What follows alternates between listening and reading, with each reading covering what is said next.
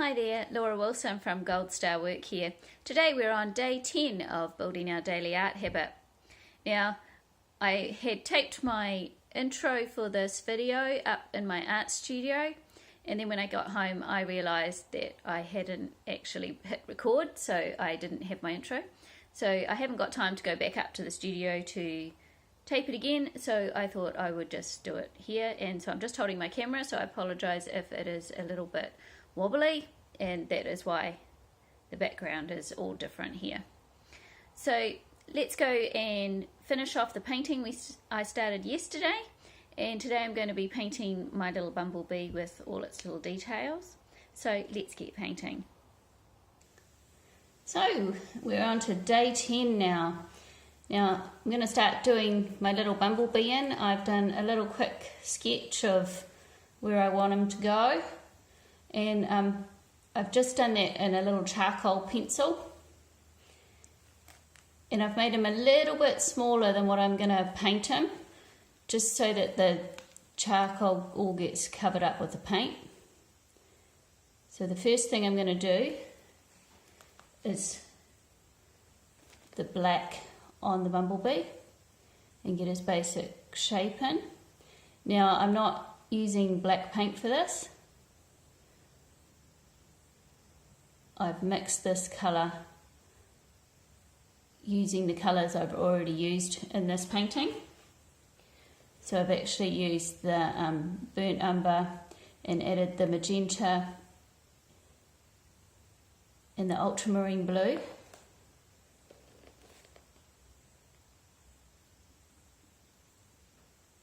To make that dark colour.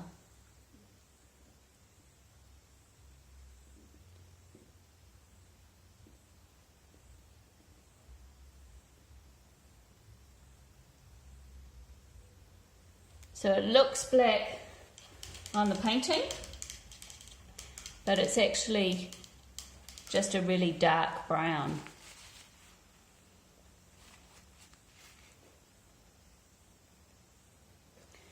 And I've got a little of the yellow cadmium light, which is like a lemony kind of yellow.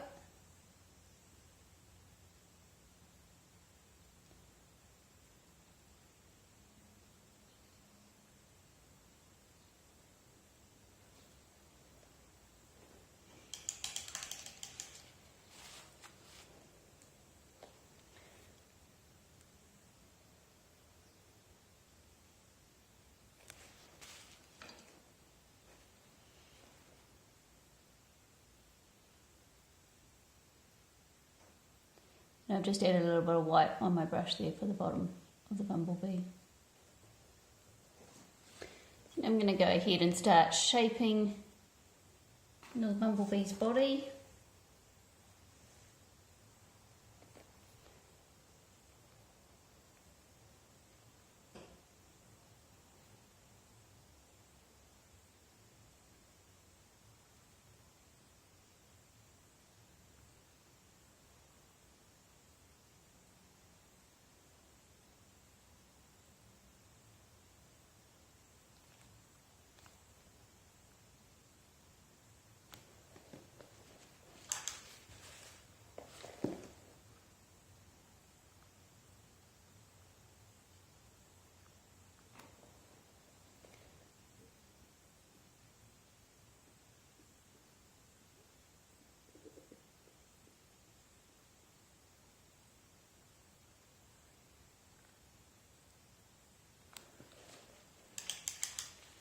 So last night and this morning I was again listening to Stefan Bowman.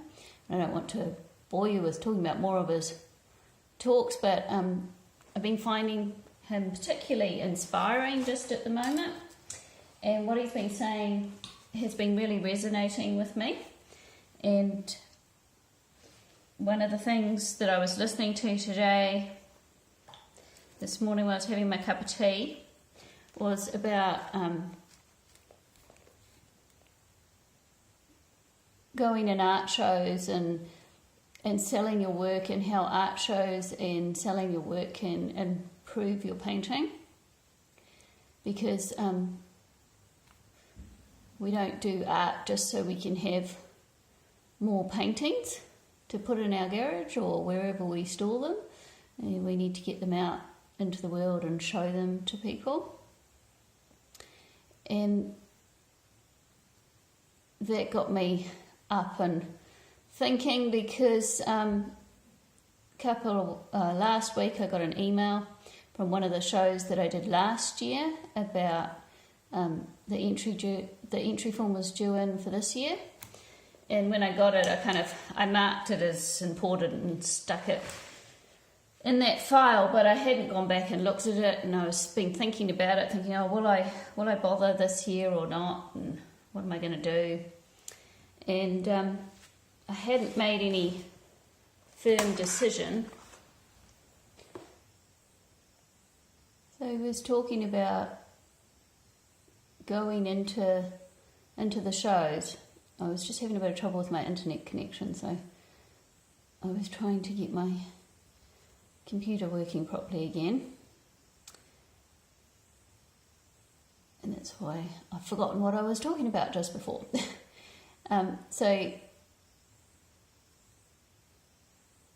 after listening to Stephen Bowen about how entering art shows and having your work seen by other people improves your artwork, because if you know you're going to get judged on it, you step up your game and you do try a lot harder with your painting before you let someone else see it.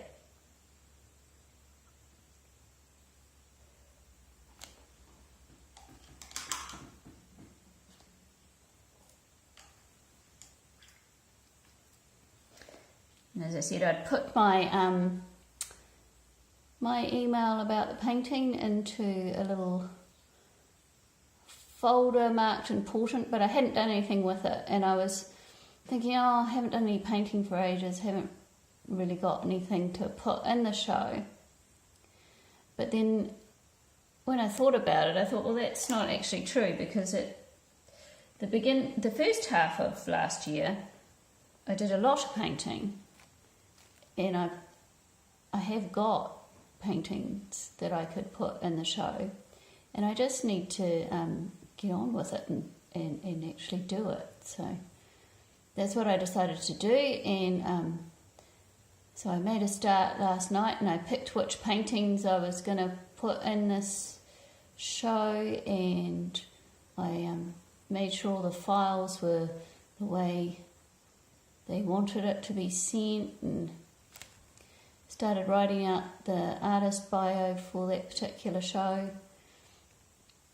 So I made a good start, and I felt really good about that. And if I hadn't have watched that talk on YouTube, I may not have actually got around to doing it. So that was really useful for me, because I don't want to go down the road 6 months and think, I wish I had have done that. I should have just got on and done it. So I'll finish writing that out this afternoon, along with editing videos and things. There was another thing that I discovered last night, is I'm actually running out of room on the memory of my computer, because all the videos that I've done, so we're going to have to fix that up too, otherwise I'm not going to be able to finish doing my 30 days of painting, because I'm going to run out of room on the computer to actually download them. So that's another thing I need to sort out.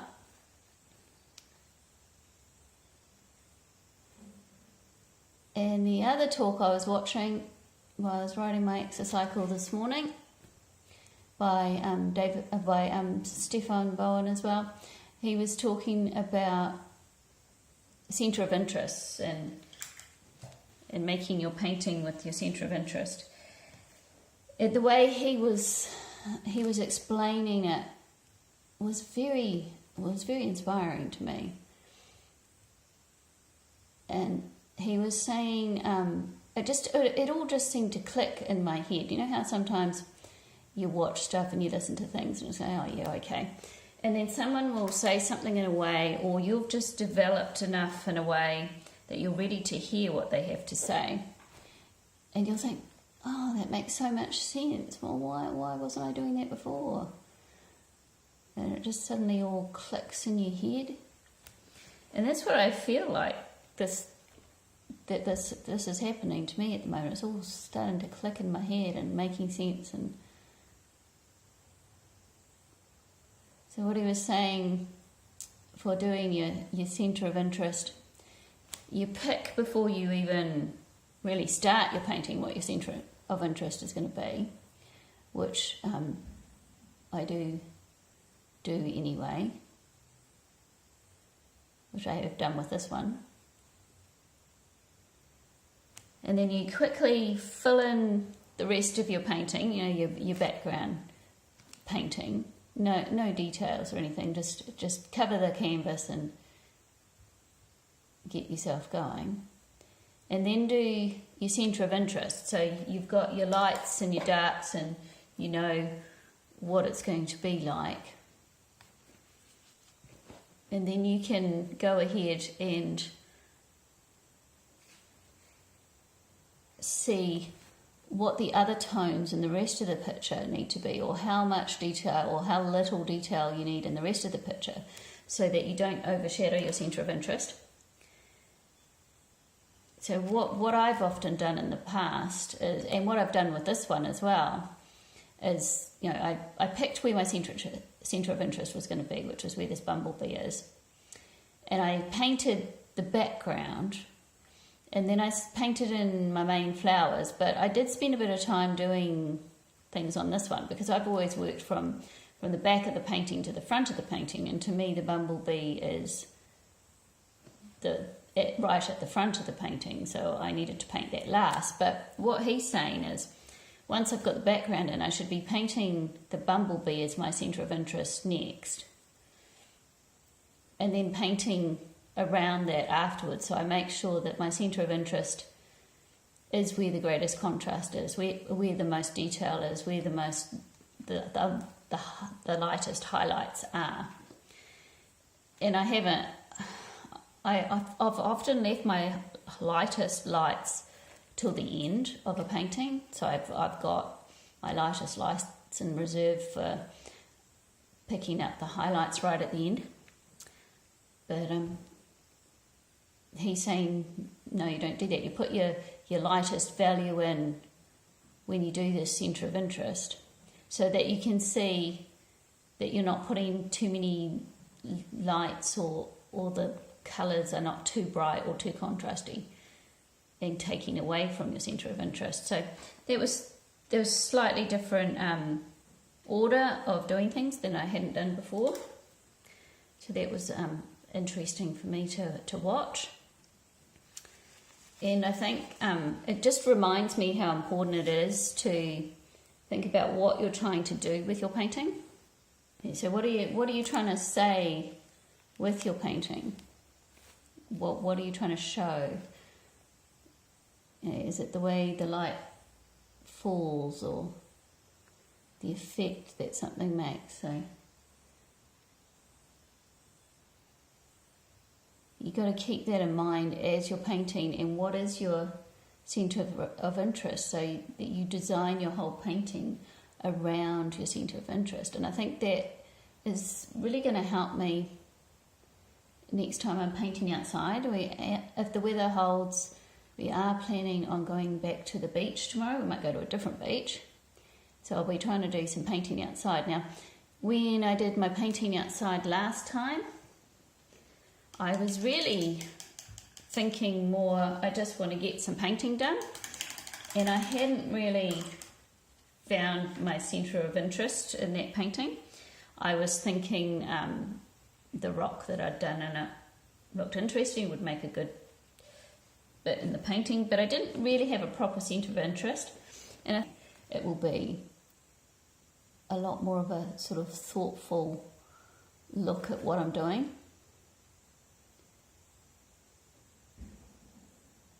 So I'm quite looking forward to that, going back to the beach and finding something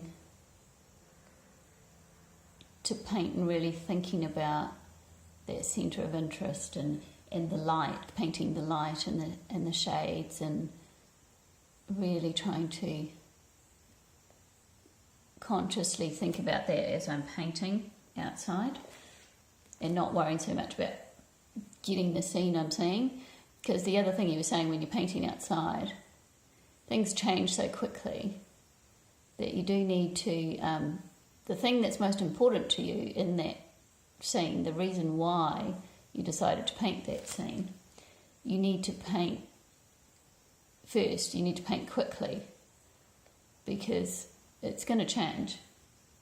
It's not going to stay the same. So you need to quickly get in what you're trying to say about that painting.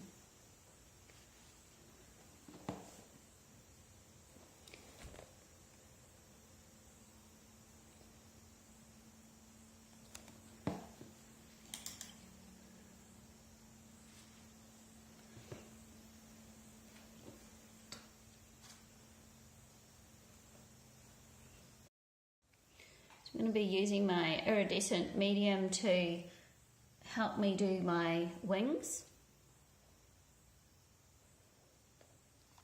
So if you're interested in seeing or reading more step by step how I do these bumblebees, then I actually have done a blog showing all the steps and explaining what I'm doing. So if you want to look at that blog, I will link that down below in the description box.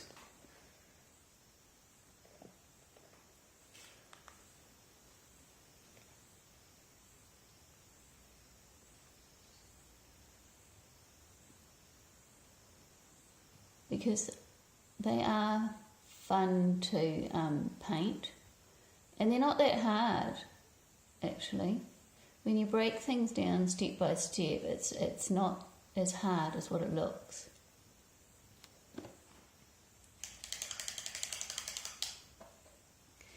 So I'm just going to dry that iridescent medium before I do something else. So I really found this morning, after listening to those talks and that, my mind was buzzing like crazy with all this information, almost information overload. I was just really into what he was saying. It was really making sense to me. And I was really keen to get up and get on with my painting.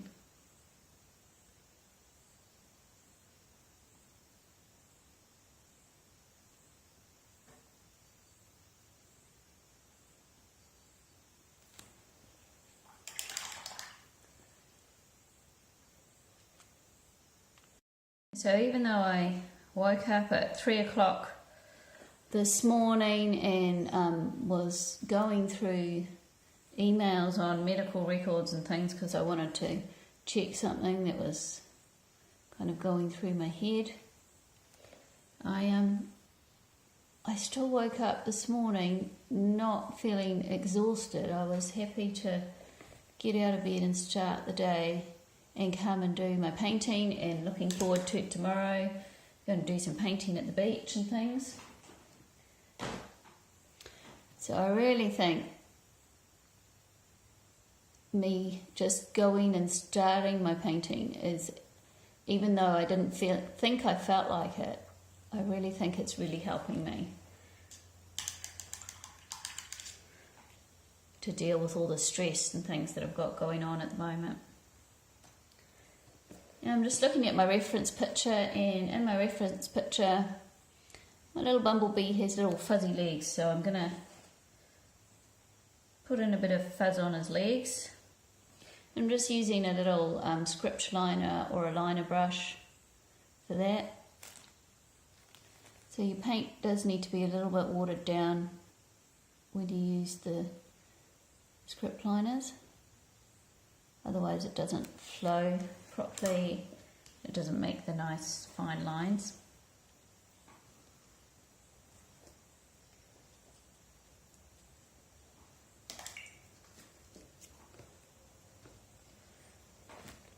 And to get the right consistency, it's just a matter of experimenting and seeing what consistency works for you. And that's why I often do little brushes on the side of my paper. That's why the paper around my paintings are always covered in stuff, because I'm just testing out the paintbrush or taking excess paint off as I go.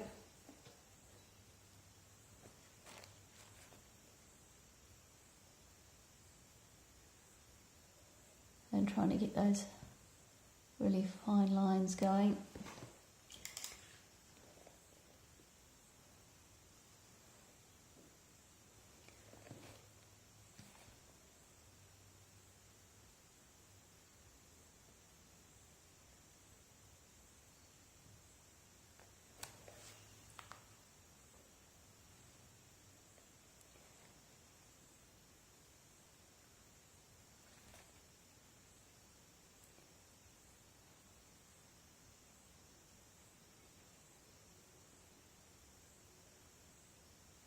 This is really detailed work, so it's not really the painterly approach for this part of the painting, because it is very detailed. But because this is my centre of interest and this is where I want people to be looking, that's okay that this is a detailed part of the painting.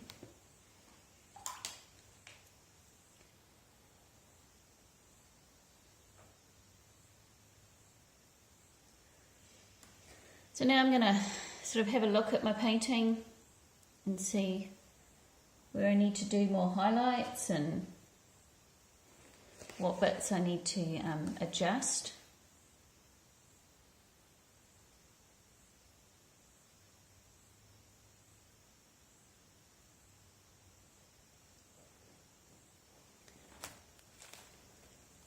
So I think I want to do a little bit more dark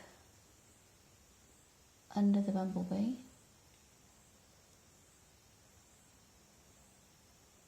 A little bit more shape.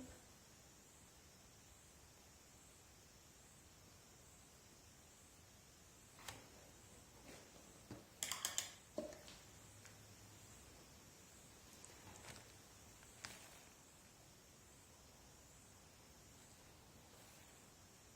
bit of highlight on the wings.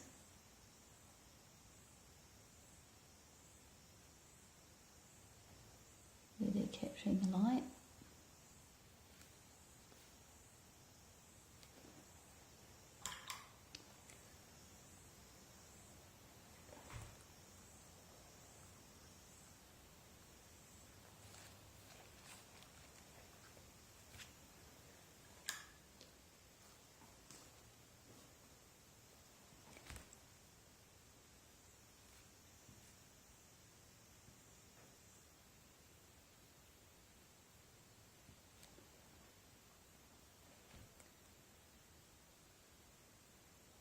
And just bring a little bit of highlight onto the top of that bumblebee. And he needs a bit of shadow under him to ground him to the flower, so he's not kind of floating on top of the flower.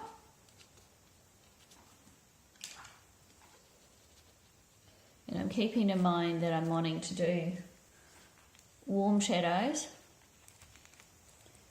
So I'm using my brown that I made, using the red and the burnt umber.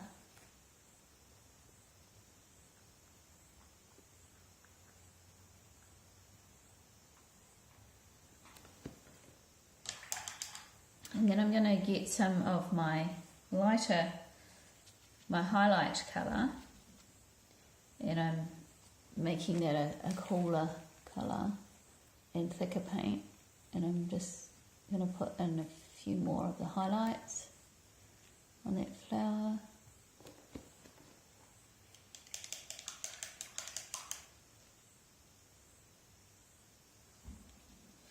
might use some of the black that I used in there. I'm going to just use that to help intensify some of the bottom of this flower here.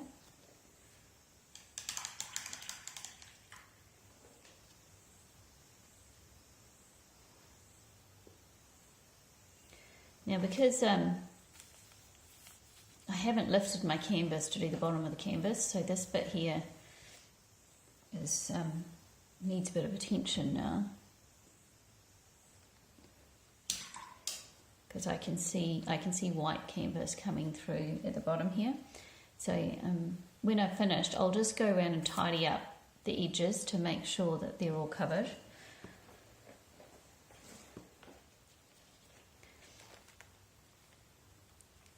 I think I might like to do a few more kind of foregroundy type flowers. I feel like everything's centered too much around here, and I need to spread out some of this.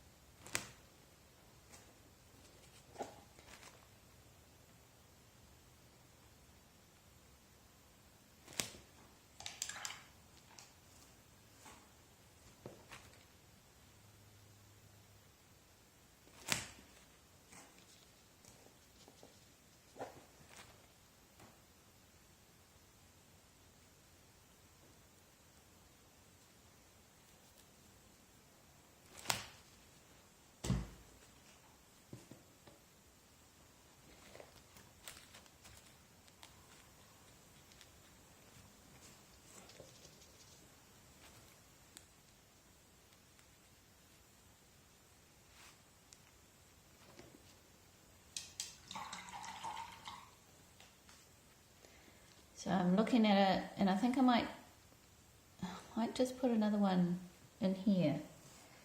Just trying to balance up the picture.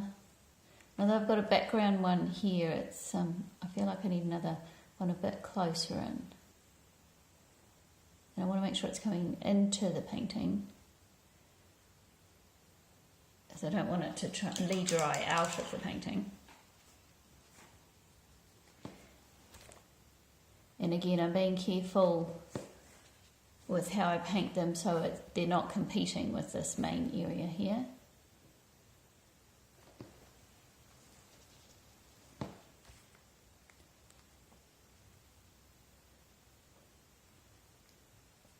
And I'm painting them very loosely.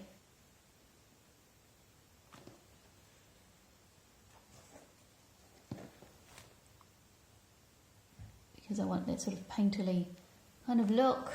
I don't want anything too stiff, because all the detail and thing is up where this bumblebee is, where I've got really tight here, and I don't want the rest of the painting to be tight as well.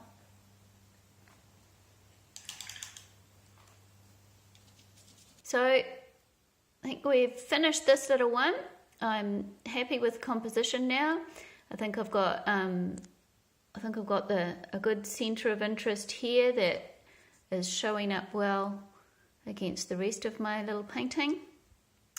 And I hope you've got your paints out and are painting too.